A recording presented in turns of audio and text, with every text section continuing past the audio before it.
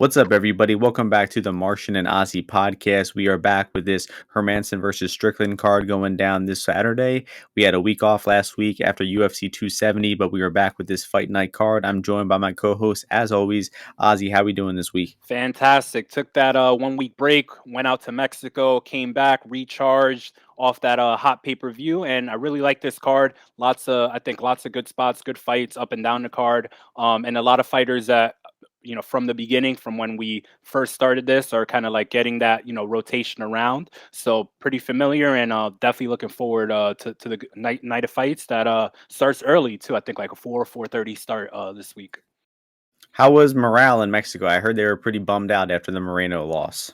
I didn't see any of it. Cancun was, I mean, listen, that I need to make more money because it went well. Cancun, very nice. I highly recommend. Up and down the coast, wherever you can't find a bad spot in Mexico. You cannot. So a lot of But Brits, we're though. A lot still of Brits. we're still very happy coming off that Figueiredo win. Was definitely, I think, the deserving winner. Great fight, probably the best fight on that entire card.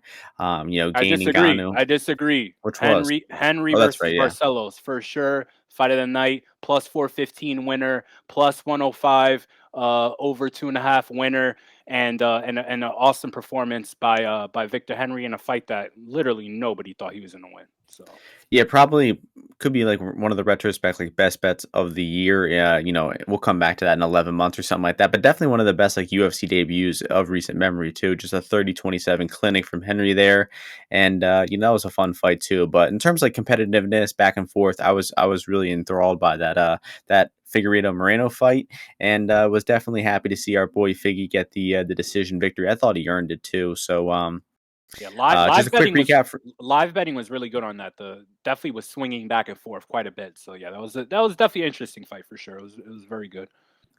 And recap for me: 1.78 unit profit, 29% ROI. Tough loss on Stamman and Giles. You definitely won the head-to-head battle there, picking Morales instead of Giles.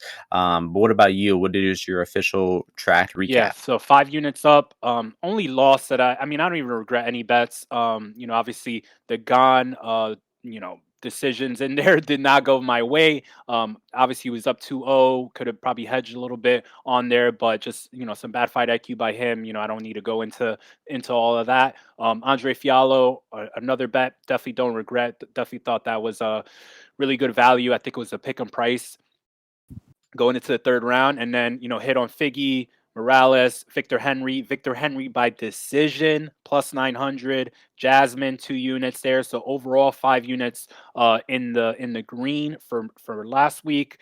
And picking up right where we left off, I think just about 15 units up for the year. That last, I think I joined everybody on Ryan Bader in that week off, and that went well. But yeah, we're rolling into the year and feeling good about the year to come.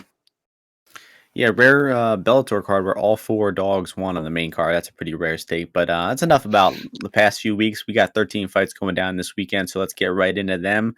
And we're going to be starting things off in the flyweight division where we have Danis-Bondar making his UFC debut, taking on Malcolm Gordon. Bondar, the huge favorite, minus 270. Gordon plus 230.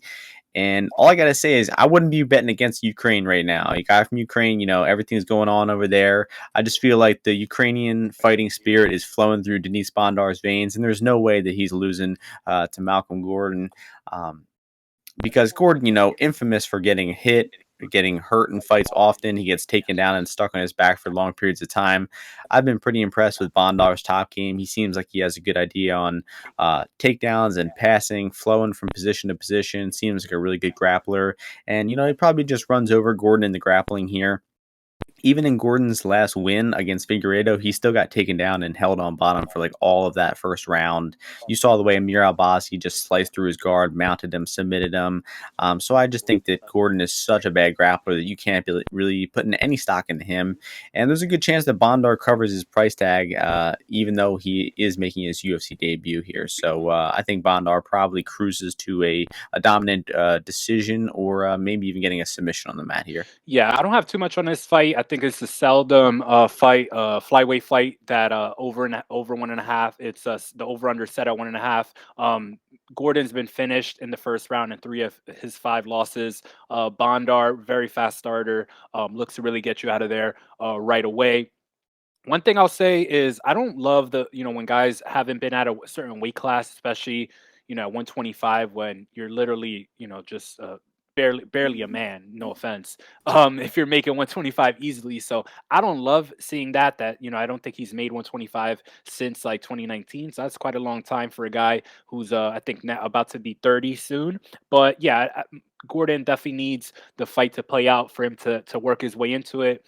He's not very potent of a finisher, doesn't look to throw that many strikes, whether it's on the feet or if he does get on top. So I think Bondar, whether he has to go defensively, let's say if he does get taken down, or if he's on the feet, I think he'll be able to finish Malcolm Gordon, put him in some situations that he's not very comfortable in. But at that juice, don't really love it. I'd probably prefer to just play the under. Or I don't like laying minus money on these inside the distance props, so it's probably gonna be entirely a pass for me.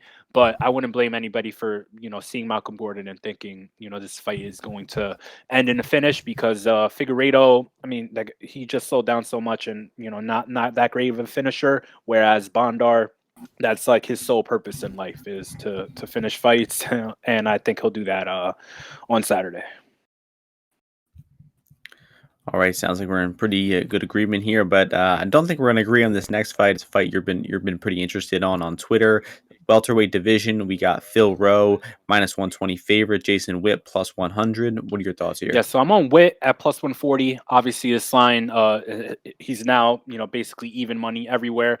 I just feel like, obviously, this is a fight where both guys have strengths that play into the other guy's weaknesses, which, is something that you kind of see very often now with the UFC matchmakers. But overall, I just think Phil Rowe, when he's on the feet, he's not really throwing out great volume. The only time I think he's even that effective is actually when he's going backwards, because when he does go forward, his hands, when he's throwing his hands, his defense is just not there. People will shit on, obviously, Jason Witt's chin. It's not great, but Phil Rowe will get rocked with punches as well.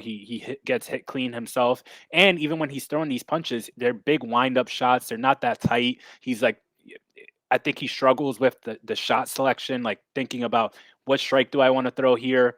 Where do I want to go with the fight? Orion Kasi was holding him against the fence very easily, taking him down extremely easily. And Phil Rowe's reactions, I just don't like, them at all. Like I said, I think he's fragile. Gabe Green, basically kicked his legs off. Phil Rowe just going to his back from calf kicks when there weren't that many, built up. And then his main things from on bottom, because he's not a great wrestler, he looks to recover guard. He doesn't really look to get up, to scramble up, other than that one half guard sweep that he has. But I don't think that's going to be very effective against a guy like Witt, who he's very comfortable laying on top, holding people down. It's very contrary to, let's say, Brian Barberena, who he's not interested at all in guard, in jiu-jitsu, and doing any of that stuff. His game plan is, let me get back up to my feet, and tire, and have the guy tire himself out by holding me down. Kasi has never been to a decision, right? Not only has he never won a decision, he had never been to a decision. And you see, after 5 minutes, 6 minutes, he's sucking wind in there. Guess who's undefeated in decisions? Jason Witt. Guess who's never won a decision? Philip Rowe. Now, I don't think that Philip Rowe, obviously, his win probability is probably not winning a decision, but people are knocking Jason Witt's cardio. It just doesn't make any sense. He's gotten finished a few times in the first round for sure. Is chinny, but Phil Rowe does not have necessarily great cardio. He missed weight in his last fight. I don't think he prepares that well. Like, there's nothing I like about Phil Rowe's game, and I just think that he's not going to really be able to prevent what Jason Witt is out there to do. Witt's got James Krause in his corner. I think they're going to come up with a pretty good game plan. Not that it's it's not rocket science. And yeah, so could I see Phil Rowe landing a big shot in on Witt? For sure, but there's no way you want to pay juice on this guy. He was an underdog to a contender series guy who's never been to a decision and was getting his ass whooped himself in his contender. series fight. He beat a Shabazian brother in the third round, which is par for the fucking course. And you're gonna lay juice on him? Insane. Give me Jason Witt. I got him big at plus 140. If I lose, okay, we lose, but obviously line value there, and yeah, well, I'll roll with that. Yeah, I think you're on the right page, but I just feel like both of these guys are kind of on the untrustworthy side. So I wouldn't be putting, I wouldn't be going big on either guy. Just with like how big of a concern that Wick could get melted with like one shot early on. I mean, that's a very real possibility. I noticed with the Barberina fight, he did kind of wait at least like maybe 2 minutes before shooting his shot in that fight, but nothing was really happening. Barberina wasn't really doing much. So I think he'd be wise to maybe get to the wrestling early on here. I mean, if he comes out and shoots a takedown like within the first 10-15 seconds, I think that would be a good move because Rowe's takedown defense is not good. He can lay on his back. But I kind of feel like this one, Witt is going to win the first round, probably get off to a lead. And then in rounds 2 and 3, I think it's going to start getting pretty sketchy. He's going to start getting hit. The chin's going to start dying out on him. And I do see Rowe knocking him out in the second or third round. Just kind of playing a similar analog to Rowe's last fight against Kasi. I think it'll look pretty similar. So I guess I do agree that Witt is the side at plus money pre-fight. But I would look to live bet Phil Rowe here. I think after round 1 is going to be a good live bet spot. Maybe his late second and third round knockout props because, Brian Barberina, not a hard hitter. He was, basically stumbling Witt anytime he landed a punch in those later rounds. So Witt could win this fight with a wrestling heavy grappling approach. I think it's only going to be by decision. I think that Rowe is competent enough on bottom not to get subbed. So Witt decision, I think, is a good way to play him if you're playing him in addition to money line. But very volatile fight. Not a fight I would be confident in either side in. So I'll go against Ozzy here and take Rowe by late finish. And that's going to take us to the light heavyweight division. We got Jailton-Almeida as the minus 410 favorite, Danilo Marques as the plus 340 underdog. Doing tape on Almeida, like this guy's got no footage available. I mean, he's got one fight from like 2013 and then his contender series fight. For some reason, like almost all of his fights from his entire career are unavailable. I don't know what the hell is going on with that. But the contender series fight, he did get put on bottom initially there. He did work his way back up to the feet. He did start to hit takedowns and look pretty, dominant in top position there. But I mean, it's just one fight. This guy's minus 410 when there's one fight available of his on the contender series. We see it week in and week out. A guy gets a finish in the contender series. He gets overvalued in the lines, and then he loses a fight or two later. And I think that that could be another example happening here. I just don't see enough skill. I don't see enough evidence that Almeida is good to be placing him over 80% here. I mean, that's just crazy, especially considering that Almeida's bread and butter is grappling, and Marques is a pretty competent grappler of his own right. Like I don't think Marques is going to be completely out of his depth in the grappling here. So, it's just a fight that I would say is dog or pass right off the bat. I mean, there's nothing really else to be said. Maybe take a small stab on Marques here, but I mean, I would be shocked to see Almeida justify minus 410. I mean, it's just extremely unlikely that that would happen. So, take a small pop on Marques and, don't think about this one too much. Yeah, so I completely agree. Obviously, I did back Almeida in his contender series fight just because I saw this dude's absolutely massive. He was talking about fighting at heavyweight, I think, as well, which is crazy. But then also the Russian guy is not very proven. But in a fight, this fight here, I mean, I think people just didn't like what they saw from Danilo in that last fight where I was definitely on him against Kennedy. But backpacking that guy for so long and hanging off of him, and then Kennedy just completely shutting down and not giving him very much opportunity to get that choke in. But I mean, other than that, like even if these guys are at range, like if they're fighting in the clinch, if Danilo's on bottom, I just don't see how he should be that much of a dog against a guy who, yeah, Almeida definitely has some strong grappling, but he's not proven in these later rounds. Although he did look fine in that contender series fight in the second round, And it might be because he hangs out with Carlos Felipe, if you know what I'm saying. USADA, I wouldn't be surprised if this guy got popped at some time in his UFC career. I think the over here is potentially a good spot because I think that Marquez might be able to pull him up in the clinch. Like let's say if Almeida's shooting in on takedowns, getting deep on the hips, I think he might be able to pull him up, and we could see some hugging early on. But I gotta take something on Danilo here just because this guy's just too unproven. Danilo, he's shown that he could. I mean, obviously, that last fight, he didn't fight back from adversity that much, but he's shown that this guy he fights to his strengths. He looks to get that grappling going when he's at range. He's not putting himself out there too much to get put to for damage to come back his way. And I don't really know anything about Almeida's stand up game, so this is an absolutely crazy line. That Russian that Almeida beat, who the hell know? Like, I don't even know who he is barely. So I'd probably pick Danilo over him if I had to. And I saw him versus Corey Hendricks only, and it wasn't that great of a fight. So I'll take Danilo here, little pop on him. The over has gotten bet a little bit, so I'll probably have a little bit on that as well, and then hope for Danilo to get back on track. Yeah, I just noticed that over line. I mean, I think that is good value. I mean, I'm pretty cursed with betting overs and whatnot, so I won't fully endorse this just not to jinx it. But I mean, that just doesn't make sense to me. Over 1.5 being at at a pick 'em price. I just think that this has potential to honestly go the full decision. So plus 240 on the goes to distance here. I mean, just another example of a contender series fighter getting way overvalued in his debut. And that's going to take us to the next fight, high level affair here. A lot of people talking about this one all week.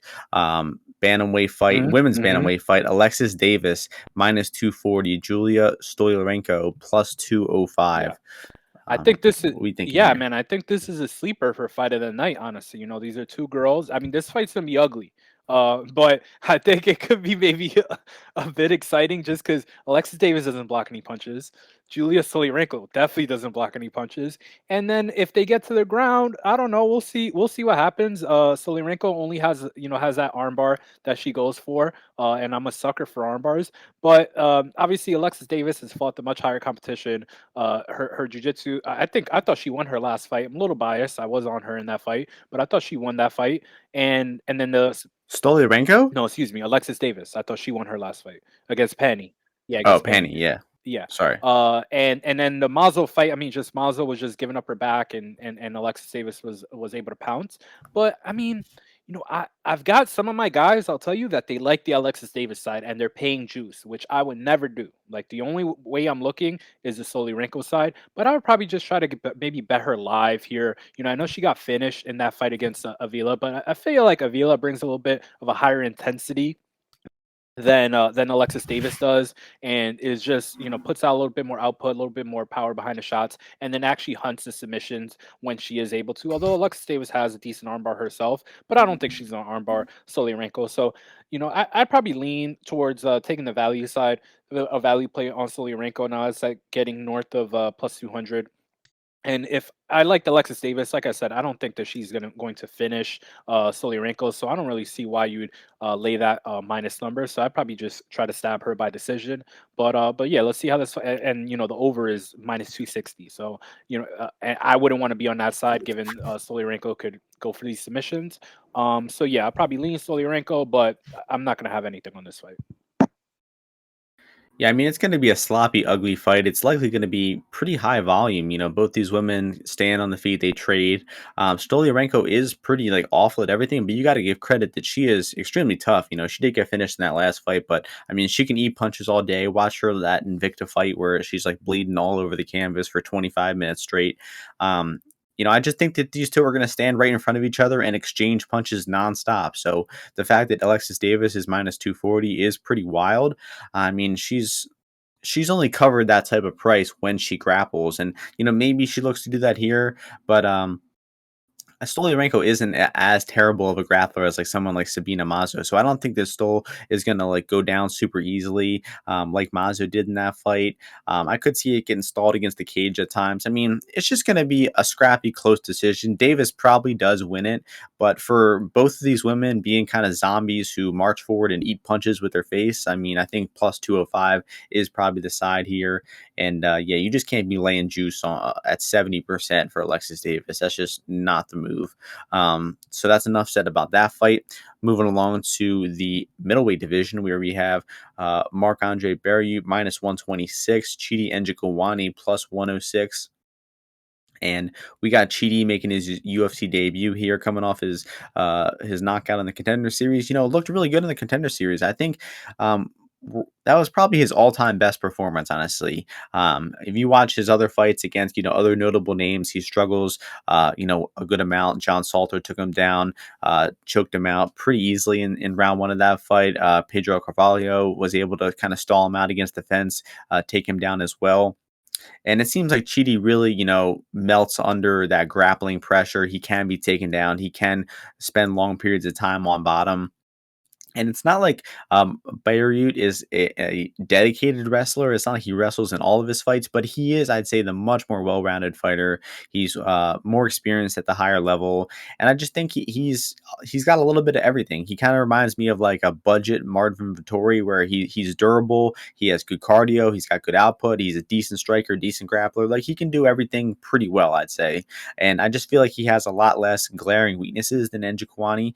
If Chidi is going to win this fight, it's probably going to be by, outstriking or definitely going to be by outstriking, probably needing a finish over Barriault, because Barriault just tends to figure the fight out as it goes. He builds on opponents. You saw him lose round one versus his two most recent opponents, Azaitar and Dalton's 2 and 3 really well. He puts up a good pace. He has really good cardio in round three. So I just feel like he could struggle early here. He could maybe eat some knees early on, but I trust his durability enough not to get finished. And I just think I trust him much more as the fight goes late. And I'm just going with Barriot here. I got 1.5 units on him at pick'em price minus 110. That's still out there on BetMGM if you have access to that book.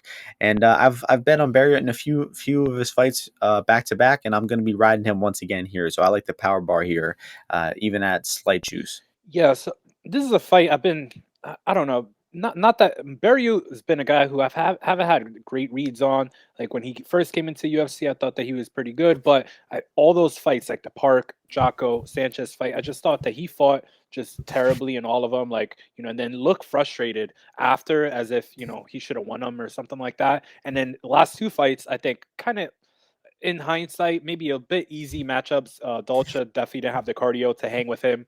But Chitty, just a much more dangerous guy. I feel, I think in space, he's going to be able to make Barrios look, quite bad. People have been yelling at me about Phil Rowe and the reach advantage and stuff like that, but Chitty's got a 7-inch reach advantage against Marc-Andre. He's got, I think, in the clinch, he's better than him in the tie clinch, especially. And then Chitty last fight, I mean, Souza obviously not a great wrestler, but Chitty was able to reverse him a few times, I believe, hold top position, land some ground and pound, and then showed not three whole rounds of cardio, but didn't slow down all that much to me. So I just think this is gonna be a pretty close fight. Marc Andre, I just don't think he does anything all that well. Like, is he going to really scoop Chitty up and take him down and double leg him?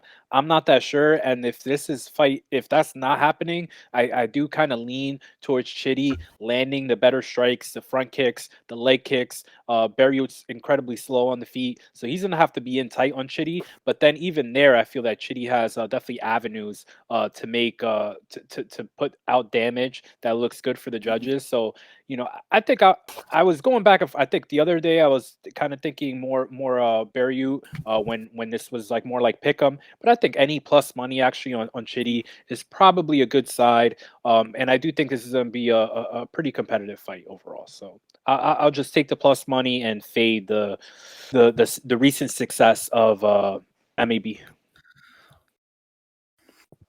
Nice, and he is, training at Sanford, good stable of middleweights down there. We'll talk about that a little bit more later on the card, but that's going to bring us to the featherweight division.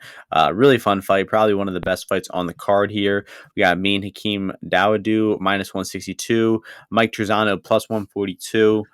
We got Canada versus New York here. What are your I thoughts on love this one? this fight. I love obviously featherweight fights a lot. You're seeing a guy, Trizano had a really good run through the Ultimate Fighter. Has not been able to be as active. I don't know. I think he was one of the guys that kind of got caught in maybe some injuries after the Grant Dawson fight, and then COVID hit. And I think against that in the Ludovic fight, he just couldn't get going as well as he should have. And I think that was ring rust, in my opinion, for him. I think once you saw him get going with the feints and kind of just sitting down on his punches and just kind of going forward and not thinking too much about what Klein was doing, I think he looked a lot better. He's other than the Grant Dawson fight where he was an underdog, he's been an underdog at close in all of his fights, and he's 3-1 in the UFC off of it. Just think this is a guy who overperforms. I think his grappling is a little bit better than it's given credit for. Obviously, Klein was able to hold him down, but that's more wrestling based. I think jiu-jitsu wise, he's pretty solid. If you look at his Bellator fight, he hits a really nice anaconda choke in there, and I think in one of his Ultimate Fighter fights, he shows off his ground game as well. Now Hakeem on the other side, I mean, this guy, I just think his wrestling just terrible. Don't think he has very good instincts there. I think he gets by with being bigger and maybe a little bit quicker than some of his opponents. But I think on the feet, I think it'll be pretty close. I think that if Trizano, a more active Trizano, I think is going to look a lot better here. I think the stand up actually bodes well and suits him well. This guy. Uh, Hakeem does not win fights very convincingly. The only thing he does very well, in my opinion, are some of those leg kicks that he throws out. But Trizano's a pretty schooled kickboxer as well, coming from that Tiger Showman's camp. I think his pace, his cardio is really good, whether if he's grappling or striking. And I just think that he has more tools to win here. I do see these guys going at it for a bit. I do hope that Trizano maybe mixes in that wrestling a bit or some clinch takedowns or clinch grappling overall. Hakeem's never fought in the smaller cage, so I do think these guys lock up a bit. And I just don't like this guy's reactions to some of this grappling, and I don't think that he really works it all that much either. So I'm going to side with Trizano here, Trizano by decision as well. And I just think that in a decision based fight, I think that he's going to be able to turn it up as the fight goes on, and I'm going to trust him more than Hakeem at this juice price, where I just don't think his shot selection is great, and I think that he's going to be encounter a lot of resistance from Truzano. Yeah, I'm thinking along the same lines. I think if you had to compare like their striking skill, like skill for skill, I guess Dawodu would be the better. I just feel like he doesn't really leverage it that much. He doesn't really throw a super high amount of strikes. If you look at like the stat numbers for his past few decisions, not really throwing like an exorbitant amount of strikes, only winning with like 60 or 70 strikes thrown or strikes landed in those fights. And I think, the forward pressure of Trizano could be, a big factor in this fight. I mean, it is favored to go the distance pretty heavily, near minus 200. So it's going to be likely hitting the scorecards here, and it's going to be about who's winning the fight in the eyes of the judges. And Trizano coming forward, being the pressure fighter, just getting in Dawodu's face, I think could loom large here. I think that could sway the decision his way. I sent out a tweet about this last night. The ends by split decision prop here is plus 400. Dawodu's gone to several splits, so has Trizano, and this just has all the makings for a close fight. So I think that is a good stab on DraftKings if you're feeling a little frisky with some of these, weird market props they're offering. And I don't think that Trizano is going to be looking to hit any takedowns here. I did talk to someone in Trizano's camp, and he said that they're more focused on, just putting up a high striking pace instead of wrestling. But I just think that Trizano is going to be in his face nonstop. I think it's going to be a close striking affair. I'm a little bit worried about the leg kicks for Trizano. I hope he, has a plan to deal with them, checks those leg kicks. But if he's coming forward with that same pace and pressure that he was putting on Klein in those later rounds, I think he's got a great chance at, edging this decision out. So I agree. Dawodu, slight favorite here, maybe minus 130 would be a little more accurate, but I think the line is pretty off where it is. I think there is some value left on Trizano. And both cool fighters. I like both these guys a lot, but I'll be cheering for the dog, the New York guy, to get it done. I like Tiger Schulman's guys a lot, so hopefully he pulls off this decision here, and that's going to move us along. Next fight in the bantamweight division, we got Miles Johns taking on Johns-Casteneda. Johns minus 178, Castaneda plus 153. Castaneda had been getting him bet down a lot these past few days. He was plus 200 just a few days ago, now bet down to almost plus 150 range. I guess it's my turn to start this one off. And I've never been a fan of Miles Johns. If you listen to the podcast, I've kind of been skeptical of him. Maybe trusted some bad fighters to beat him in the past, like Dos Santos and even Natividad, I think I might have had some hope in. But, I just feel like Johns is, the typical Fortis MMA fighter where the guy's just not really refined skill wise.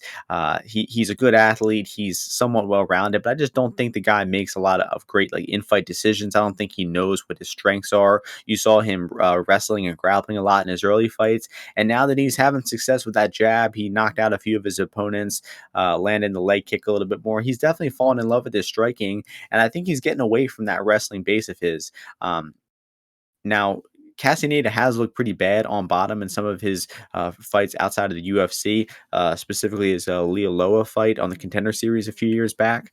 So if Johns were to come with a wrestling heavy game plan here, I think that would be his easiest path to victory. But you can't trust the guy to wrestle with him.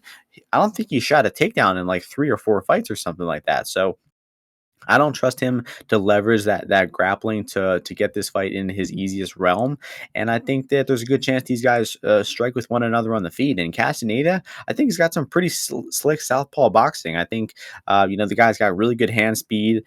You saw him against Eddie Wineland; he hurt him with the punch there and just unleashed a nasty combination to get him out of there. So the guy's got pretty good killer instinct. I've seen good cardio from him in the Alday fight as well. That was a close fight. I think he officially lost that fight, but there's a really good case that he beat Alday, who's not a bad fighter. We saw him on the Contender Series this past season as well. So I think the market is on the right track with the Castaneda team. I think that I'll probably be down to fade Miles Johns one more time, and the value is probably on Sexy Mexi here. So I like Castaneda with the southpaw boxing, and he should just make this close in the feet. It should be a close striking fight.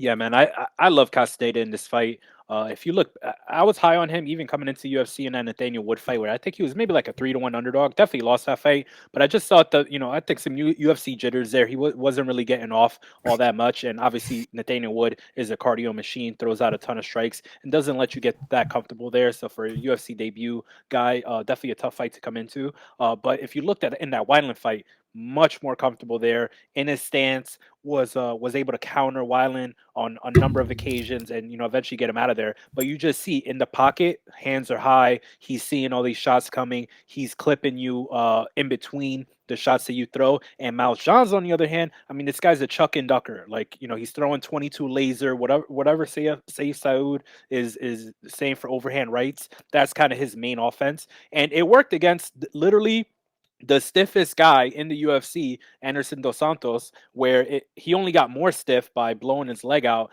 via leg kicks early on. And I mean, I think there's a great parallel, and it's not only because these guys are Mexican, but between Batista and Castaneda in the style of fight that they're going to bring into this against Miles Johns. These guys are very movement based, movement centric. Can hit from with both hands, right? Have power in both hands. Have some kicks in their arsenal, and just are very very good with their shot selection. And I think you saw how uncomfortable Miles Johns was versus a guy in Mario Batista who is not easy for him to tee off on. I mean, you even see in the Kevin Natividad fight, Miles Johns had to grab his glove so he could, line up his punch, his uppercut there. And I think that Castaneda, he's gonna be able to clip this guy in between shots. I think he's gonna be able to start getting off on him as the fight wears on. Obviously, the grappling of Miles Johns, you haven't seen it that much, but he is a very good wrestler.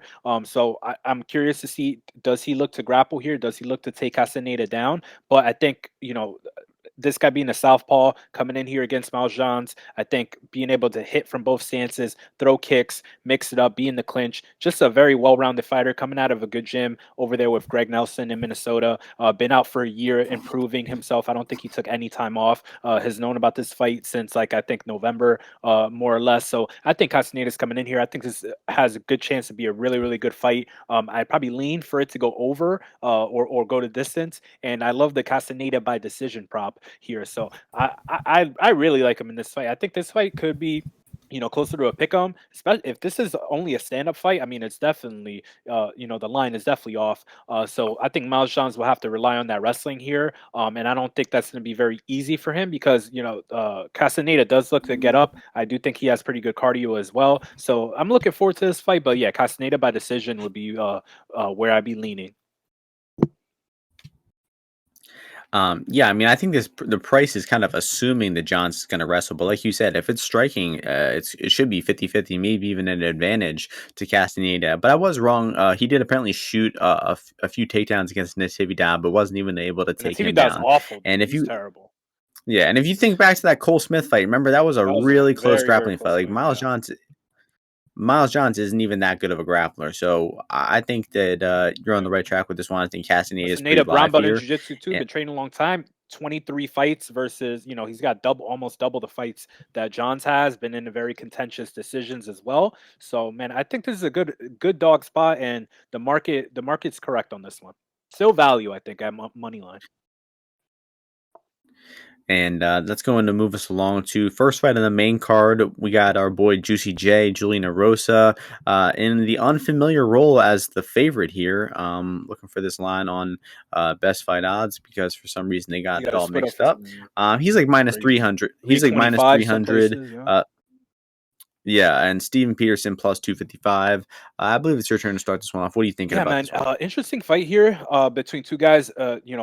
Have a good deal of experience, right? 28 fights for Peterson. 35 fights for Julian Erosa. I mean, I just don't see how you kind of come to this price. I guess implied is that I think Julian Erosa maybe looks to grapple here. I like Erosa. I've been on him in plenty of his fights, right? The Jordan. I mean, all four of actually looking back at it, all four of his fights. Woodson, Nate, Choi, Jordan. I've been on him all those times, but this is the time that you get off that train, because Steven Peterson, this guy is crazy tough. I think that fight against Hooper, he was out for 2 years before that, so he looked a little sluggish there. I don't think that. I think that he was kind of focused on getting the win there more than impressing, but very hard to put this guy away. I don't think he's ever been knocked out. He's just lost, or one time he got knocked out. One time he's lost by decision. But I think this is going to be a great fight overall. I think that how they match up, though, I don't see how you could come to a minus 300 number on Julian when, his chin has always been a little bit questionable. His kind of where he brings the fight has been a little bit questionable. It's just like usually they're close fights that he's in. But I think this guy's very talented. Obviously, he has a good array of options and in his arsenal on the feet. Right, he could throw. He has knockouts with flying knees, kicks, punches, and he's got a great submission game as well. But I just don't see how he's going to overwhelm Steven Peterson here, other than if he's looking to grapple here right away, which is kind of uncommon for him. So I just see this being maybe a back and forth fight on the feet, maybe some clinching in here, and Erosa maybe looking to turn up the pressure as the fight goes on. But Peterson, like I said, not an easy guy to get out of there. Very good cardio himself. I think on the feet he throws unorthodox shots as well, so that chin of Erosa could get tested again here. And trains with a decent camp at Fortis MMA. He's always in there as well, so I think that he's looking to kind of keep this win streak going here. And at a plus 250, 275 number, like I don't know how you're putting in. Obviously it has to be like parlays and stuff, but I don't know how you can be comfortable with that in a guy with Erosa who's definitely loses fights often, as well. And yeah, a competent guy in Peterson should be a solid matchup for him, and definitely no easy walk in the park. Yeah, so we love Juicy J on the podcast, right? He's come through as a dog several times, always in exciting fights. But like Ozzy said, this is just a time where you can't be backing him. I mean, he seems like a guy that's like almost physically incapable of covering minus 300. I think I was looking at the stats yesterday. I think he's had 10 UFC fights and he's been dropped in 7 of them. One of them that he wasn't dropped in was the Landwehr fight, where he kind of took one knee from a little short shot in the clinch. But this guy just has, a very notorious bad chin, and that's always going to be a huge risk factor with him. So right off the bat, that kind of makes him unplayable at minus 300. And I don't really see like a clear path for Steven Peterson, but the guy he's decent enough everywhere that I just think he makes this close. I think that he's kind of not the typical 4 to 7 MMA fighter. He doesn't really have much athleticism. I think he actually does kind of rely on his skill a little bit more. And the guys, you saw in the Chase Super fight, he's an intelligent fighter. He knows how to avoid those grappling positions. He was able to avoid all those guard pulls, the leg locks. I mean, he just approached that fight in a very smart, intelligent way and got the easy victory there. And I think he might have been like what a pick 'em or something like that in that fight. I mean, just crazy line in retrospect, because he won, all 3 rounds really easily.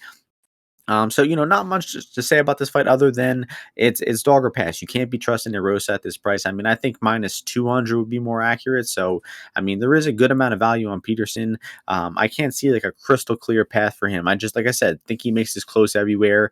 Maybe he's able to get some top position time in these grindy clinch grappling situations, and yeah, that's about it. That's about enough. I mean, Peterson, no scorecards is I think it's plus 200. That's a crazy price, man. I don't understand this.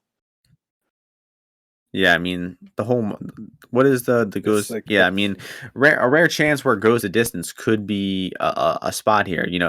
Erosa's fights are intrinsically not goes the distance type of fights, but I think this is a fight that I could see actually going to the cards. Because, like you said, Peterson's pretty tough. Erosa usually thrives on getting those finishes in chaotic fights, and I feel like this fight has the chance to be like a little more tame of a pace than the typical Erosa matchup. Um, well, that's enough about that one. That should be a fun fight. Next fight is in the middleweight division, the fight that was supposed to be for the tough finale. We got Tresean Gore making his UFC debut as the minus 150 favorite. Brian Battle plus 130 here. And another fun matchup. Brian Battle, he is a guy who kind of thrives on maybe getting beat up early, not looking so great early, but he has good cardio. He knows how to stay in fights. He has a pretty good will not to quit and whatnot. But rewatching his fight against Urbina, I mean, he looked fucking terrible. I mean, he got hurt with some punches early on. He got taken down. I mean, he lost almost every second of that fight up until the point where Urbina just completely gassed out. Battle got a back take, and he just easily gave up the rear naked choke. You could see that Urbina was just completely done there. And with Gore being less experienced, only 3 pro fights, his 2 tough fights, I think you can look at the fights against Urbina, how they played out. I mean, Gore easily won his fight, picked him apart with strikes, dropped them multiple times, just an extremely clean performance from Gore, while Battle just looked just awful in that fight at every phase, in the grappling, in the striking, in the defense. I mean, I did some refreshing my memory of Battle's pre-UFC fights. He fought this guy Ben Fowler, which was February 6, 2021, so less than a year ago. We're coming up on a year, and this was Ben Fowler's MMA debut, and he was going toe to toe with Brian Battle, landing strikes, kicking his legs, jabbing them, landing punches. I mean, I just think that Battle has no concept of defense whatsoever and just eats strikes. So I think that the leg kick, the jab, the straight punches of Gore are going to be there, and Gore's going to get out to an early lead here. It's just a matter of does he, have sustained cardio to be able to pick him apart from multiple rounds, or will maybe Gore overextend himself a little bit, get tired, and then Battle will be able to come back in rounds 2 or 3. But I'm pretty confident that Gore is going to be able to win round 1 here. He's going to be landing that hard leg kick. That good jab of his. Gore's strike selection is pretty basic. It's what I just mentioned. Jab, 1-2, leg kick. But he throws those strikes crisp. He's got some power behind him. He doesn't do too much on the feet, while Battle just kind of doesn't do anything really well. Although he might be the better grappler. But I've seen decent enough things from Gore's takedown defense. he stuffed some shots from that dude Newman on the Contender Series. That guy So I, sucks. I think Gore will win this one. I think he's just which Right. who Yeah, that the dude's Newman. terrible. Yeah, yeah. But showed some decent takedown instinct. So yeah, I think Gore will probably outstrike him here. I don't know if he's gonna finish him Okay. or what. But So what are you thinking I here? like this fight. I was disappointed when it dropped off the first time. I don't remember. Was it lined? I don't know if we could even find what the line was before. Yeah, maybe they I wasn't don't think even it out was. yet. But yeah, I mean, I think this is a pretty interesting fight overall. I think both these guys are decent, like okay prospects. As in, I do think they'll be able to pick up some wins in the UFC. Gore. I mean, just I don't know. I feel like he's like a weird guy. Like, I mean, yeah, this guy's hyping himself up. He's saying, "Hey, man, like I'm coming here to get the belt. Like I'm the truth. Like I'm a fucking killer. Like this dude's not better than me." So, I mean, let's see it. I want to see it first because I mean, Gilbert Urbina, I mean, both did obviously they beat him. Gilbert Urbina just, I mean, was just walking into too many things there in that fight. Like it was just very odd, how he approached the fight. But like you said, I mean, Gore, he's got some good leg kicks. He doesn't really look to push the pace of the fight all that much. Like in that tough fight against that dude Newman, I mean, he could have finished Newman. Like his coaches were like, "Come on, go hit him, go after him," and he wasn't really doing it all that much.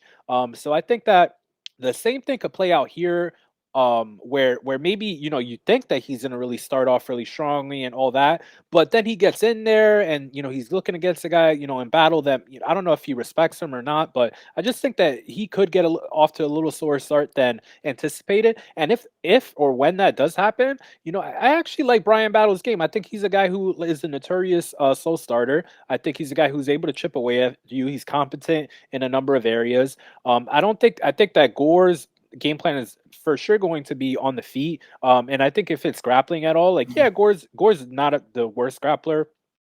He has, some wrestling. He has, he trains with the Lima brothers, his jiu-jitsu. I think it's like a purple belt. But I think that Battle actually is a bit better in the grappling realm, in the clinch areas, in those parts. So I think if he's able to stay in this fight, I just think down the stretch, as this fight goes later on, I think that he's going to be able to start pulling away from Gore. We're seeing some action come in on Battle as well. I think he's down to plus 130 in most places.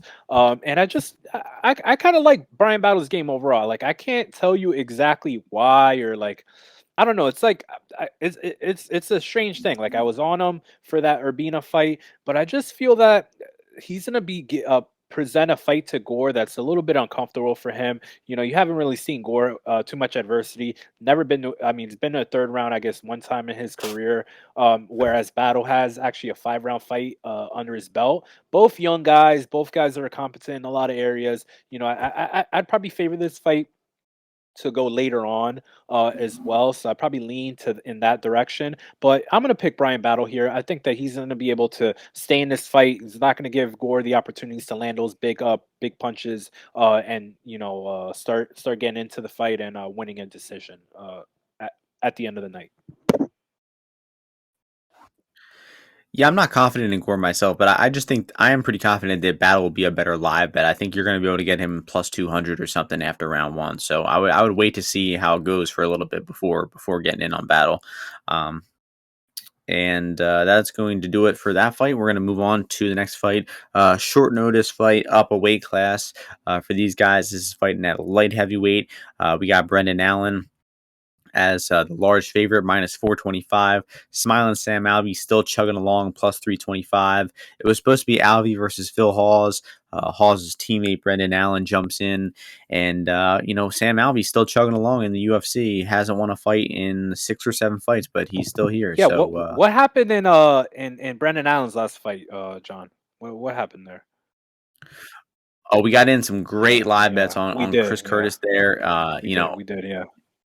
Chris Curtis tweeted out about that last night. Chris Curtis was like a bigger dog after round one than he was Oh yeah, before the fight, and I still have high we did. high hopes for Brendan Allen. He will be the future Mm, middleweight champion at some point. He's just going through a little bit okay. of a Okay. Yeah. rough patch right now, but he's gonna Okay. Let's bounce see. I back. mean, Yeah. so we got Brendan Allen here. I mean, for me, I'm a guy who. I mean, I like I said, I sell fighters, I buy fighters, as they go along. But my future projection or how I look at them does not change all that much. It kind of changed matchup to matchup. So that Puna fight, I was like, man, Brendan Allen for sure. This guy's got 3-round cardio. He's got a decent chin, maybe. Puna never knocks anyone out after the first round. But then in that Curtis fight, you got to sell, him there. So I mean, Allen.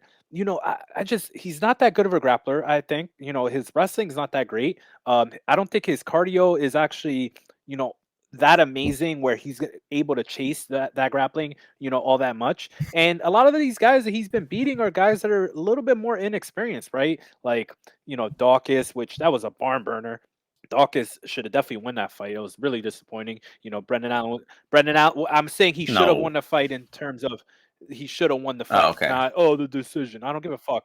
I don't give a fuck about the He didn't decision. deserve it. Okay, Brendan got Allen it. lands a good knee in the first round, and that kind of changed the fight. But after that, I mean, Dawkins, if they rematch, I will put a bomb on Kyle Dawkins in there. But anyway, comes in that Sean Strickland fight, thinks he's a striker, gets absolutely lit up, like insanely. The Carl Roberson fight, he goes to the grappling, but even there, his grappling is not that effective. Like Roberson hands him a leg lock. The Puna fight, I don't know. My point being is, if this is a stand-up fight, like why wouldn't you be on Sam Alvey at plus 325, whatever it is now? Alvey has notoriously been a pretty hard guy to take down and hold down. Obviously I know that Marquez is able to finish him there, but I mean this dude finds the chin always, right? The Dun Jump fight drops him or has a crazy fight with him. The Ryan Spann fight, crazy fight with him. The Nogueira fight.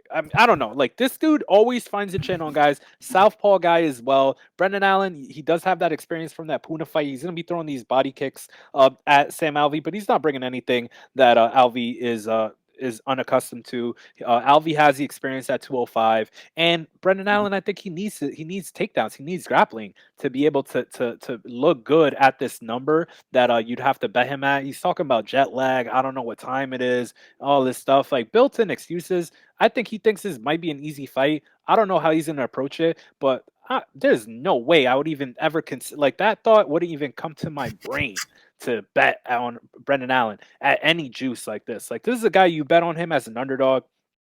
You bet on him when you know that he has a big grappling advantage or is going to hit takedowns. And even though Sam Alvey's not that great, like it's been pretty hard to take this guy down in the clinch and all that. So I'm siding with Sam Alvey here. I'm gonna pick him outright. Brendan Allen, I think he might be out of the UFC in a few fights. So yeah, give me Sam Alvey at this fat dog number. Nah. He'll be There's top 10 in no a few fucking fights. chance This that is guy will be a top 10. There's easy zero chance. Zero easy chance. stepping stone. Easy. Well, after the Puna fight, you Oh, would have said bro, that he could have been, but he just ran dude, in. He Puna just ran has into 10 an fights and he's never unbreakable won force. outside the first round. I mean, I'll get to him later because I actually do like him. Nah, he beat Jamie Pickett. To be fair, Dude, Puna Jamie was Pickett. 8-0 against a Um, guy who is like 20 fights in, and I don't know. Like Puna's bouncing back tonight on Saturday, but anyway, Puna's like the 40th ranked um, middleweight too, dude. yeah, I mean, I think that Allen would be pretty foolish to go for takedowns here. I mean, I just think that What? What? he could outstrike. I think that's what you said. You I think said that Alvey's he hard wants to to take strike down. here? Oh boy. Oh Yeah, boy. definitely, for sure. If he wants to strike with Curtis and he wants to strike with um Puna and Strickland, he's not gonna But switch it up and go back to Alvy's not a grappling in great this grappler. fight. That's the thing. Like you would look at him, you're like, hey, this guy's not a great grappler. Let me take him down. Yeah, once he gets on the floor, yeah, that's true. And I guess he did go for an early takedown on Curtis, but wasn't able to really hold him there. But Alvey, I just think he's too slow, too old. He's too low volume to win this fight. I mean, if you're gonna play him by knockout, because I just think that Allen's gonna be putting up striking volume. He's not gonna lose striking rounds with the volume to Sam Alvey. He's just not. That's why Sam Alvey has been on the wrong side of so many close decisions in his past few fights, is because the guy just doesn't have tenacity. He doesn't come forward. He doesn't throw a high amount of strikes, and Allen's going to put up more volume than him. So Allen does have a little bit of a suspect chin. Strickland put him out with some soft punches. Strickland's not a hard hitter. Curtis did, put him down bad with that nasty body shot to the right hook combo. But I just don't think that that Allen can win this fight anyway besides knockout. So if you're playing him, you might as well take the extra few dollars on the knockout plus 650 or something like that. But I think Allen should just cruise to a decision here. Hopefully all he has to do is watch out for that one punch, the check right hook from Sam Alvey is his only punch. So um, I I don't think my see boy it, dude. Brendan Allen's getting back on track. It would be really Less than depressing 25% if he for lost a this fight. stand-up kickboxing fight against Brendan Allen. That's crazy. That's nuts. And they think that Bro, you it's take favored another for quick Allen to peek. actually knock him out. You think Allen's gonna knock Sam Alvey out? I don't see it, dude. Has he ever? That's the most Well, it's not. his No, it's not true. over It's submission. not favored. No, Allen sub is plus No, it's 230. not. Knockout is plus No, 300. it's But it's not, dude. close Look at Bet distinction. Online. Bet Whatever. Online is plus Yeah, it is. 300. I'm looking at it right now for knockout, and then the I'm sub looking is at plus plus 230, so it's 300. I'm lower. looking at plus They think 300. sub is more Allen likely. submission plus 225. Knockout. But either way, dude, this dude's not knocking. This guy's I need not to fucking maybe I knocking need a out Sam refresh. Alvey. Brendan Allen's got no KO power. Oh yeah, I was looking. Brent, I'm looking at well, bro, Julian Marquez was rocking this Julian man hits with harder than shots. fucking Julian this guy. He's Marquez Mexican. sucks, and he easily Brendan Allen's never. Brendan Allen he's has American. Come on never now. knocked a guy out on the feet. I don't think ever. Larry Crow. Excuse me. My bad. He's Well, never yeah, hurt someone with a punch in yeah. the I mean, UFC. it has more Ever. like more big. I mean, I don't think That's he's crazy, gonna dude. knock what's his face Dawoon out. I Jung, mean, wait, Jung Dawoon was Jung landing would put strikes this on dude Alvey, and in he a wasn't body knocking him bag. out. And this is at That's not the 205 argument too. here. I'm saying that There's Alvey was able to eat. I'm Brendan saying Allen has no power exactly. at So let me 205. finish. Alvey was Zero. able None. to eat the strikes. Okay, so Alvey was able to eat the strikes from Dawoon Jung, so he's probably not going to get knocked out. I agree. But I think he'll probably get hurt. Allen will take him down. He'll find a finish on the mat. So Brendan Allen back on track, champion by 2024, I'd say. Okay, that's enough of that. Welterweight fight now. We got the blue chip prospect fight. Really excited for this one. And we got Shavkat Rakhmonov minus 221, Carlton Harris plus 186. And I'm gonna just start this one off. I think it's my turn, and really good matchup, right? Both these guys have had promising starts to their UFC career. Both of them finishing they're both opponents, and both of them look really good. I think you got to kind of do a little more deep digging on this one to watch some fights before the UFC, because both guys have just had relatively one-way traffic in their UFC fights. So you got to kind of dig back a few years, watch some of their old fights, and see what their real weaknesses are. And I do think the Shavkat is like the cleaner striker, the cleaner overall, more polished fighter. But Harris is definitely got the athleticism advantage. The dude doesn't really have clean boxing, but the dude just has hammers for fists, and it works. I would not have thought that he would be hurting Impa Kasaganai on the feet with strikes, but he put him out in round one. So the dude just has bricks for hands, and I think he probably does have more power than Shavkat.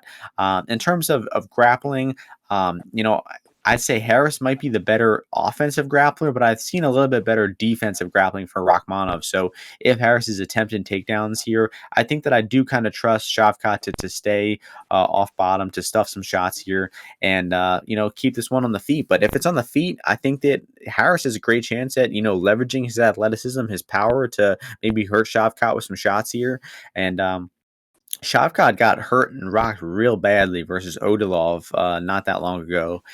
So the guy can be hurt and his chin is not, uncrackable. So I think that Harris is the side here. I mean, I just think it's crazy that Shavkat is over 2-1 against another really solid fighter in Carlton Harris. I mean, it's crazy to think of the odds shift in this one. I mean, he was at one point a pick'em or a pick'em versus Christian Aguilera a year ago, and then now he's You over got two that to one backwards. You got versus that Carlton backwards. Harris, a dangerous You athletic got that. fighter who can fight on You the got feet that and on the backwards. floor. So give me Harris was a pick'em versus Aguilera. what did I say? I think you might have meant that he was a pick'em against Oliveira. Oh yeah. That's true. Yeah, Okay, no, I was just completely discombobulated there. Shavkat But was regardless, basically I like pick'em versus Carlton. Alex Oliveira, and now against a guy who's kind of similar to Yeah, I him, bet but Oliveira Harris there. higher ceiling maybe. He's a 2-1 favorite. But go ahead, continue. Sorry. No, no, Yeah, I'm man. all done. So, I I mean, like Harris here Carlston for Harris, a one small of my bet. biggest bets ever was that pick'em price that you mentioned against Aguilera had like, I mean, tons of units on him by submission, the works. And I like him as a prospect. I backed him again against Impa as well. And this is just a guy, tons of experience, versus very, very battle tested guys. And he usually gets the finish, but he also has, found a way to win a few decisions. He's just battle tested, man. And Shavkat, he was a guy I didn't get a great read on him. I definitely passed against Michel Pereira, whatever his name is, Parzeris. No action there. And then the Oliveira fight was a little bit, weird. It was, one of those Abu Dhabi fights, and there was some circumstances around Oliveira. Although when isn't there some shit going on with Cowboy Oliveira? But I did hear a lot of guys, I think specifically Nick Kalikas, he was telling me, he's like, man, this guy's serious, this Shavkat dude, watch out for him. I think he's legit. And he definitely went out there and did his thing there and finished by submission. But I don't think that he's gonna really want to grapple all that much with Harris.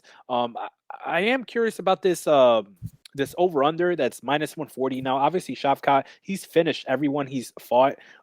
And Harris is also a potent finisher that does get it off to a fast start.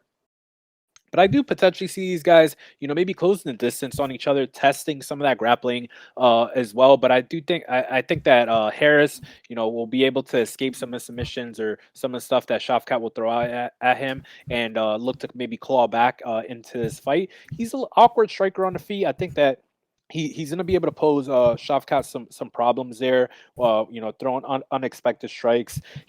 In different sequences, and then looking to close the distance, get to the clinch, or get some double leg takedowns or whatever his preferred avenue is there. So I mean, at this big plus number here, I think this is just. I have mentioned this before, but in a semblance of like power rankings and like kind of like how you're pricing guys, this is pricing Shavkat at a very high echelon, high spot in the division, and you just can't be that sure of him being there against a guy who's as competent, as well put together, as composed as Carlston Harris. So I think you have to lean his way there. So I think a pre-fight money line bet on him is definitely the smart play here. Shavkat, I think if he does get a finish here, I think it's more likely to be by knockout. Harris is not the epitome of striking at all. He's not very focused on defense. He's a little bit stiff as well. I think Shavkat can land some of these more traditional strikes on him and some counters here. So I look at that area if I was to back Shavkat, obviously since he has never won a decision. But I'll definitely be on Carlston Harris here at his money line price, and maybe even looking at his submission prop instead at 5 to 1, 5.5 to 1. So Yeah, I don't know if you mentioned it already, but we got Harris is 6-1 in decisions, and one Shavkat has time, never I even think been one in a time he got round to round 3 three. in One his of his entire fights he career. finished in the So round, and he's 7-3. Harris 7-3 in decisions. Um, And I mean, I think that he lost a split decision to two split decisions. So I mean, Harris is a good fighter, man. That's why I backed him heavily in that fight against Aguilera. He's got wins over Michelle Pereira, Wellington Turman, right? A guy who's a middleweight now. His one loss that he had against Jahara, whatever. That guy's gonna be in PFL. So I mean, this is a big price to pay, for Shavkat. So definitely keep him out of parlays, man. And I'm gonna be back in Harris for some good dollars here. Maybe looking at a no scorecards play and hoping that he gets the job done. But I'm curious to see if it does go into deeper waters. yeah, really good fight. Probably one of the better fights in the card. Really looking forward to that Uh, one. That's going to take us uh, co-main event. Insane that this fight is the co-main event. Um, I mean, honestly, we could have put a few of these other fights as co-main instead, but whatever. We got Puna Soriano minus yeah, 185, Nick Maximov plus it's 160. Man, ridiculous. Nick Maximov in a Yeah, it's UFC ridiculous. I'll co-main start this event. one. What I is the mean, just world coming ridiculous to? stuff. Maximov, I mean, he gets into Yeah. UFC. I mean, go watch that Contender Series fight, guys. I mean, just insane. He fights at heavyweight. I mean, UFC's really leaning into this, just like, strange matchups and stuff like that. But whatever. That fight against Brundage was in there on a little bit short notice. He was scheduled to fight like 2 weeks after that, but had to make the cut down to 185, I think, for like the second time there. And just, I don't know, he just did not fight to his strengths very well. Like, it was just a strange fight by him. In the later rounds when he was able to tire out Maximov, like, he shoots like a takedown. I don't remember if it's in like the second or the third round, and allows Maximov to counter wrestle him. Maximov is like your classic guy. For people that, I don't know if you ever follow NCAA wrestling, but you have wrestlers that are like, really good on their feet, right? They're really good at getting takedowns, double legs, single legs, whatever. And then you got guys who are more mat wrestlers. They're better at riding. They're better, like Dayton Fix. Dayton Fix is good on the feet as well. But guys that are just, they're heavy on top, man. They're putting those hooks in on you. They're wrist riding you. They're tilting you. They're putting you down on the hip. And that's what I see Nick Maximov more as. Like, he's not a great takedown artist on the feet. You see that he's like crawling on his knees all the time, hugging legs, hugging kneecaps, kissing shoelaces, and doesn't really finish takedowns emphatically. And that's always something that I've looked at for prospects. Something that I try to focus on when I was, fighting myself. You got to be able to put guys down emphatically without too much issue, so they can't just spring up and get back up onto the feet. Now, and you kind of see that with the meta of how grappling has gone, where you see these guys, tying up the legs, right? Like Almeida does, or Khabib does, right? Tying up the legs, keeping those knees, pinched together, and all those kind of things. So, Maximov focuses more on that, for sure. So once he does get you on the ground, he has a lot of success keeping you there, right? You're not really moving all that much from under him, or he's able to kind of progress positions to the back and positions like that. But now in the matchup against Puna, who has got pretty good stand up, I feel like this guy just finds the chin on people very often. Even in that Brendan Allen fight, if you see in every round, he connects big on Brendan Allen. He hits him clean, in the chin, and right. And I think that probably contributed to people thinking that Brendan Allen had a little bit better of a chin that he actually does have. Um, so he found that in every round, even when he was a little bit more tired in the second and third rounds. You see him; he's still cracking them pretty hard. I've never really seen Maximov take too many clean shots. I do think that Puna has the ability to kind of get out of these takedowns like quickly. Brundage was letting Maximov hang on him, tie him up, hold him, limp arm out of, right, go for a single leg limp arm out, get behind him, all those things. I think that Puna better at disengaging completely. He's got a wrestling background himself. He wrestled D3 at a D3 school in Iowa, which, D3 whatever, but the program were national champions for like 2 or 3 years consecutively while Puna was there. So I like him here, just to be able to hit Maximov, put him into a fight that he's never really been in too much, with a guy putting real damage on him. And I just hope that this price comes in a little bit more, because I would hate to back Puna again in a fight against a guy who has good conditioning. And that could start to weigh on Puna later on if he's forced to wrestle and grapple a lot. But I don't mind this money line price that much. But obviously, I like Nick or Nate. Have him get him into Vegas, right? Nick loves Vegas. Get Nick to Vegas. Have him tweet out a ticket on his boy, and get me like minus 160 on Puna. Yeah, a lot of good points there. I'm not impressed with Maximov at all. I mean, first, his striking. I mean, I don't think I've ever seen the guy land like a hard strike on the feet. I mean, he's just not a striker. And even his grappling, I feel like his takedowns are kind of telegraphed. And I mean, the Brundage fight, I mean, he did an okay job stuffing the takedowns there. Just a really confusing game plan. Like he kind of got away with the stuff and takedowns in round one. And then he starts round two, shoots a takedown of his own, and then ends up getting reversed and gets controlled for that entire round. Round three, Maximov is for takedowns the entire time, just failing the entire round, eating strikes, and it was an easy Brundage round. I really feel like Brundage with a different game plan could win that fight. But that's a different subject. But I'm just not impressed with Maximov's game, his wrestling. He does have pretty good jujitsu, but um, just getting the fight down to the floor, disguising the takedowns behind some strikes. His physicality, not impressed with his cardio, kind of let him down in round 3 versus Brundage.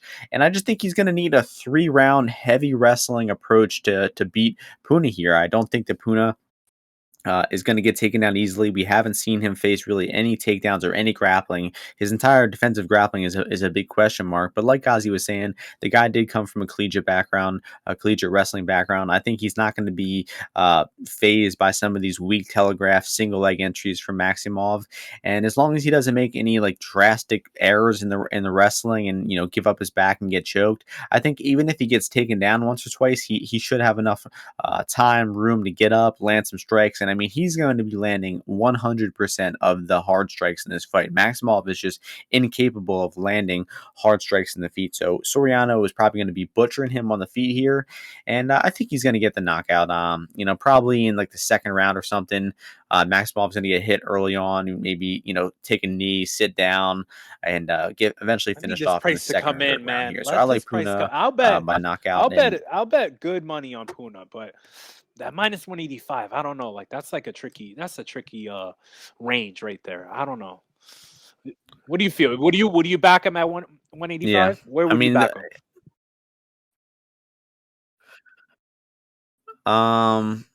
Yeah, I'd like 170. I'd like 170 if we got there. I mean, 65%. That does sound pretty. I mean, that does sound pretty accurate.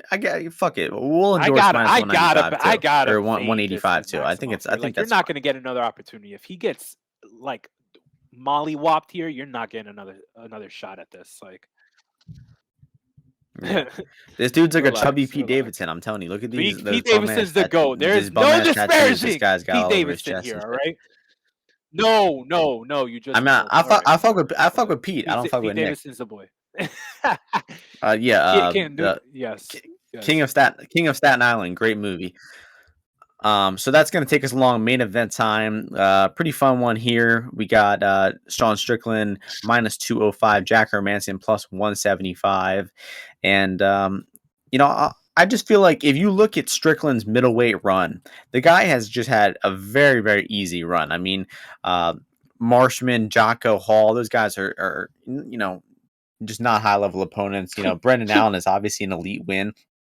But I just feel like the guys had like no adversity. Like, what is his biggest adversity that he's faced at middleweight? I truly don't know. I mean, he boxed Marshman's ears off for the entire fight. Same thing. I mean, I really think the guy's had almost no problems come his way in his middleweight career, and he's going to be facing, I think, his first, real high level middleweight here. A guy who is a multifaceted threat. I mean, Jack is a decent, solid striker. I mean, he's got a nice jab. He can throw some good leg kicks. But he really thrives in the grappling. The guy's a good wrestler and just has, great jiu-jitsu, great ground and pound. I mean, you remember a few fights back, some people have probably forgot about it because it was a few years ago, but I mean, he had a run of just ferocious ground and pound in his fights. The Talis Latis, the Gerald Mearshart. I mean, just look at the way he ran through Gerald Mearshart. So don't forget that Hermansson is, probably an elite grappler. And I think that he knows that this fight is going to favor him in the grappling. Strickland, even though he has ugly boxing, he leans his head straight back. He gets jabbed pretty easily. He doesn't have good defense, but he does put up a high striking volume. He walks forward. He throws a lot of punches. So Strickland is going to be the better striker in this matchup. But I think Jack is well aware that that's the case. He's going to know that he needs to get this fight to the floor. And we haven't really seen Strickland's takedown defense tested in a long time. The last time was really tested was Court McGee. It did hold up pretty well there. He didn't officially get taken down, but rewatching that fight, I'm seeing some of the positions that he got in. I'm seeing Court get deep in on the legs, deep in on some shots. Strickland was able to prevent the takedowns there, but against a bigger, athletic guy in Jack, a guy who's got, great jiu-jitsu, who's got some creative ways to get the fight to the floor. He'll pull guard, pull a leg lock. He'll be able to transition the fight to the floor in a lot of different ways. I feel like Hermansson's going to get some positions here. I feel like he's not going to just get outboxed for 25 minutes straight. He's going to go for broke. He's going to shoot some takedowns. And I think at some points in the fight, we're going to see Jack on top. And that likely is going to mean he's going to win the round. I think that he obviously has the top game to keep him down. But if you watch Strickland, the last time we seen him on bottom, and I know it's not really a completely fair comparison, but it was against Kamaru Usman, and he did get stuck on bottom for multiple minutes in that fight. So I feel like Strickland has a good layer of initial takedown defense, like on the feet. But once you get him down, he's not the type of guy to scramble back up to his feet. He's not really, smooth in those wrestling positions. So if he does get taken down here, I see him getting stuck on bottom for a few minutes and probably losing rounds. And like I said, we just haven't seen this guy face any adversity at middleweight. So what's it going to look like when he loses his first round at middleweight? And I think that I like Jack Hermansson here as a dog. He's still available plus 195 on BetMGM. That's what I bet him a few days ago. I mean, Strickland's a bigger favorite than he was against Uriah Hall. And Uriah Hall, no takedown, no grappling threat whatsoever. He's a low volume striker. And we didn't learn anything new about Sean Strickland in that fight, aside from the fact that he does have 5-round cardio. But you could have made that assumption anyway. He's always had good cardio. So I just think I like the grittiness, the toughness, the cardio, the grappling of the Swede here. And I'll be picking him to get the upset victory. I think he's going to grapple his way to possibly a late finish Yeah, man. decision win at the I least. So fucking I love like this Jack fight, here. honestly, man. Like, I think people will complain about UFC main events all the time, but I love this fight, man. I think this is gonna be a great fight. I think it's very deserved to be 5 rounds. I could see either of these guys actually, fighting for the title. To be honest, like, you know, um, obviously the strength of competition, very very different, right? Obviously Jack has fought, 5-round fights before. He's fought Vittori, Cannonier, Kelvin, bunch of guys that have fought for the title or been, perennial top 5 guys. I love them against against Edmund in his last fight. He started off a little slow, but then you saw him put his game plan to work.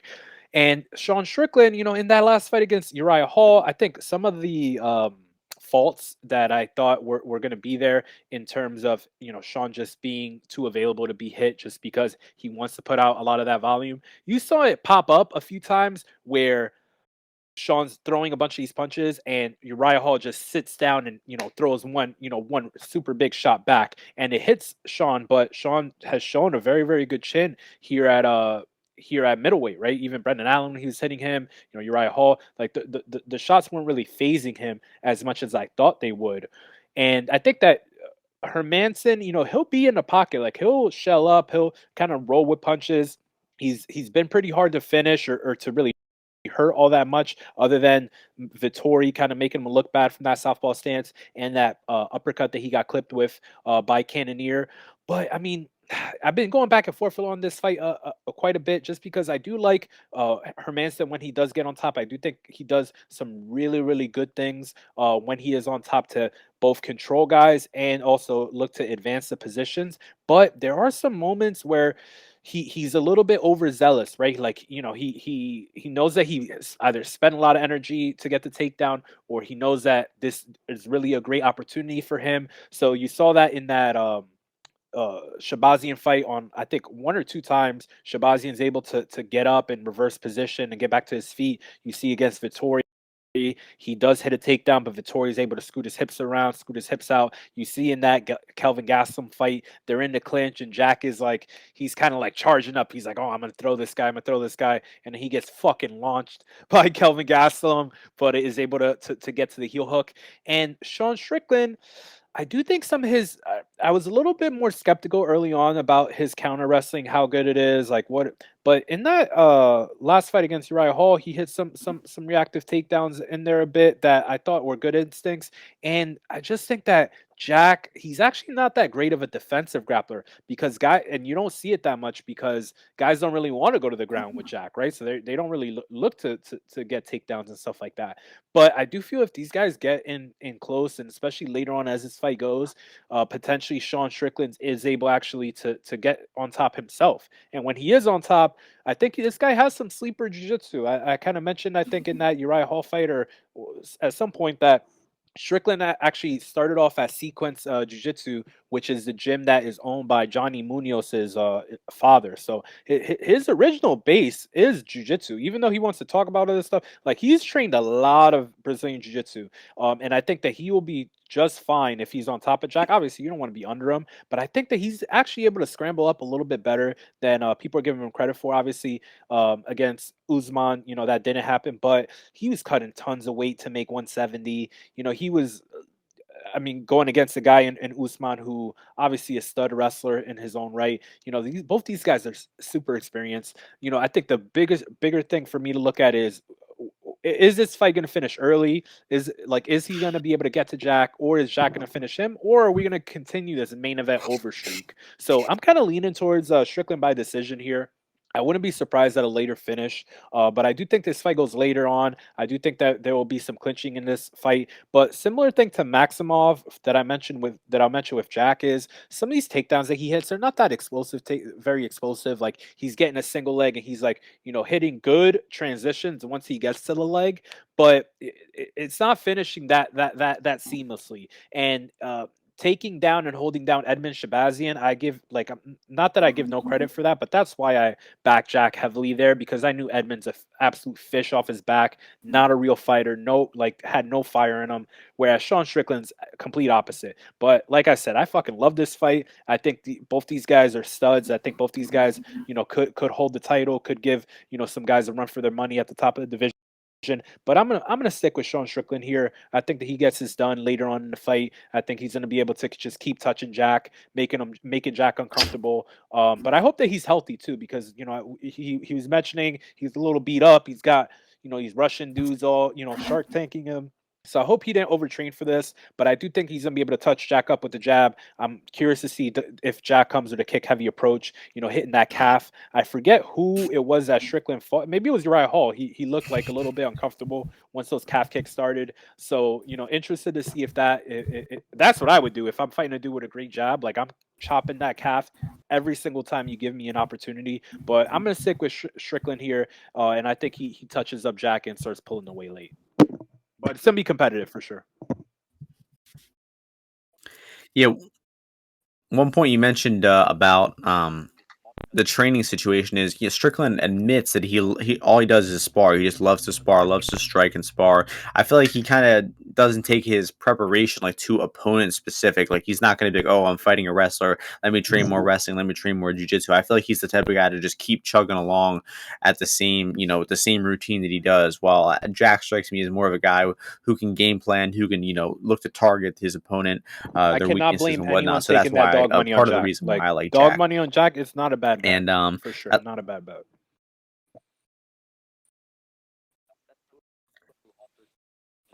And that is going to do it. We're through all 13 fights, and that means it's time for our best parlay of the week, best bet of the week. I'll start things off.